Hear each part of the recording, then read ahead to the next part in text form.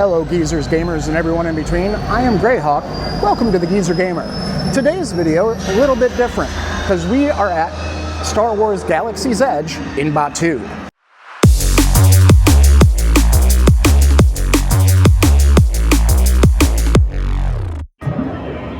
I started off my Galactic Adventures with a glass of blue milk from the local roadside stand. There are many delicacies you can try in this part of the galaxy, and in between food stands, you never know who you might run into. You seem a bit anxious. Is there a bounty on you? Yeah. Well, either you're very confident, or you haven't thought this through. That's a little bit different. In fact, maybe we can convince Chewbacca to have a style like that. Oh, maybe I can see if you do that, yeah. Trick the stormtroopers a bit. You will also find so many droids from the movies scattered about the parks, and most of them will interact with you while you take a break from the crowds. Now, one hardworking droid is the 8DJ8, who rotates the spits near a reported pod racer engine at Ronto Roasters. All right, everyone, for the next item that we have today for food is the Ronto wrap. It is a sausage with coleslaw and looks like turkey in there as well, in a pita. So a fantastic galactic treat here.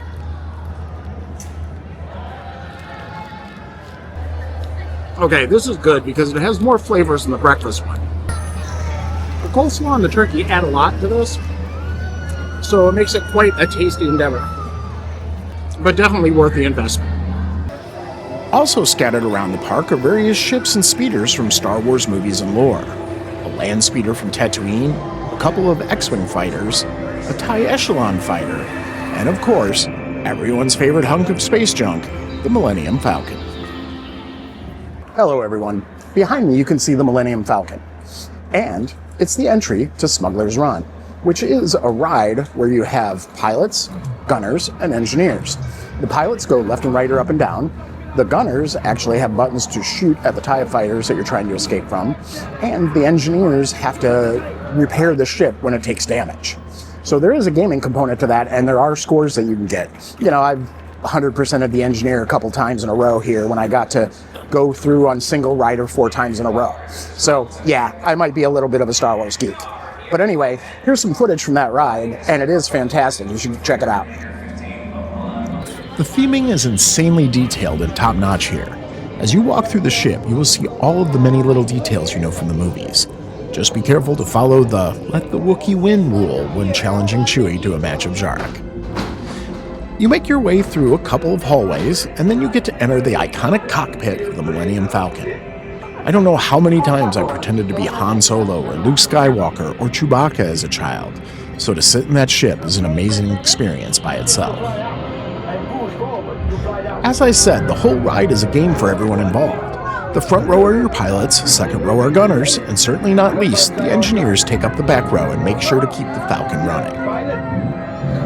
The ride adjusts what's going on as well. If the pilots run into things, there is a lot more for the engineers to repair. This would greatly help the resistance. You have heard the First Order and made Chewie proud. And notice all the crackling sparks and flashing lights as we depart? Well, let's just say our pilots gave me a lot to do during our run. Now, as we get to the merch, and there is so much merch, just a reminder to subscribe to the channel and give the video a like if you enjoyed the content. Trust me, every content creator says this, but subscribers, likes, comments, and sharing really help more people see this content, and thus it helps us grow. Now, if you want Star Wars merchandise, you have come to the best place in the galaxy to find your favorites. Plushies, dolls, puppets, wooden carvings, and clothing, including helmets, robes, and all of the traditional Earth t-shirts, hoodies, and hats that you could ever want. The Rebellion and the Empire both have their respective stores, but I seem to remember always having the good guys win when I played as a child. Look, fascism. You may even notice some familiar Earth companies who have made the galactic jump. And I mentioned droids earlier.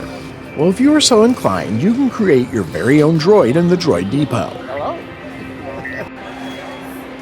This is a paid experience where you can create your own working, remote-controlled droid based on custom parts you piece together yourself. Lastly on the merch front is Doc Ondar's Den of Antiquities. Doc himself is there to oversee sales of many higher-end items, including some of the most sought-after lightsabers in the galaxy. Alright, here we are at Oga's Cantina.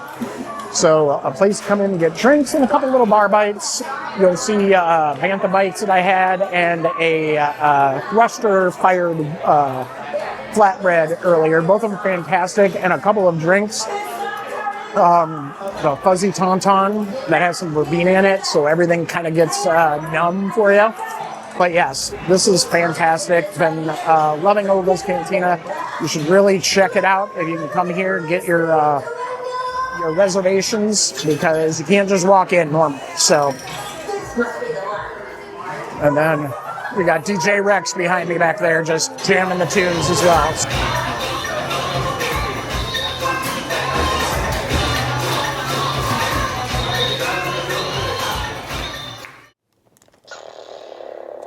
Now, one thing I didn't do this time was visit Savi's workshop.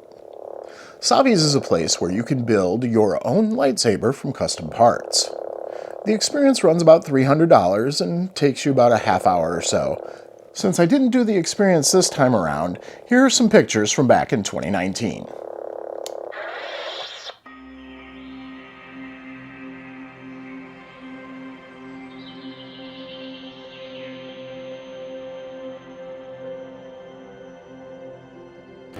As we walk in the front entry to Galaxy's Edge, you will notice that huge mass of people to the left. Those people are waiting in a line for Rise of the Resistance, the main attraction here in Batuu. Rise is a completely immersive trackless ride where you have been captured by the First Order and need to escape. The scope of it is huge. The initial reveal to show the squadron of stormtroopers in the hangar was amazing. And then trying to escape through the legs of AT-ATs while in the middle of a firefight.